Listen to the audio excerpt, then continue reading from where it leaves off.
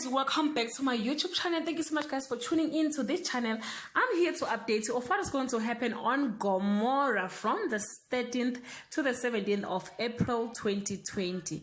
Tati demands that the police follow every lead while investigating her husband's murder, only to later find a worrying piece of evidence that could take her back to the one person she'll never want to be guilty.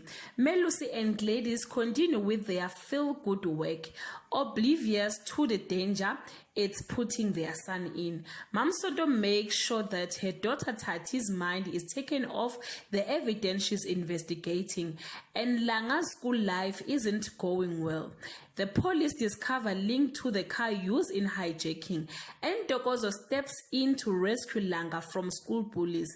Mamsodo has information about Mbongeni's hijacking and the person responsible, and Tati corners one of the people accused of making her a widow.